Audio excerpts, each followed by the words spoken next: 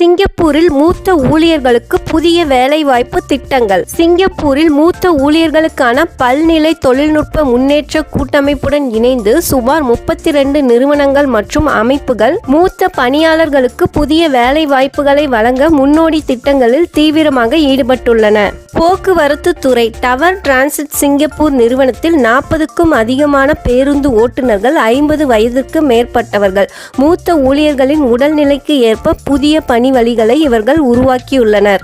60 வயது முதல் 69 வயது வரையிலான ஓட்டுநர்கள் தொடர்ந்து பேருந்து ஓட்டுவதோடு மாற்று பணியாக இன்டர்சேஞ்ச் அதிகாரிகளாகவும் சுழற்சி முறையில் பணியாற்றலாம். நிதி மற்றும் மனித வளத்துறை. டிபிஎஸ் வங்கி நடுத்தர வயது மற்றும் மூத்த தொழில்துறை வல்லுநர்களை தேர்ந்தெடுத்து அவர்களுக்கு வங்கி துறையில் மறுபயிற்சி வழங்கி வேலை வாய்ப்புகளை உருவாக்கி தருகிறது. உற்பத்தி துறை. செமி கண்டக்டர் மற்றும் ஆப்டிக்கல் தீர்வுகள் வழங்கும் உலகளாவிய நிறுவனம் மூத்த ஊழியர்களுக்கு தொடர் திறன் மேம்பாட்டு பயிற்சிகளை வழங்கி மாறிவரும் தொழில்நுட்பத்திற்கு ஏற்ப அவர்களை தக்க வைத்துக் கொள்கிறது.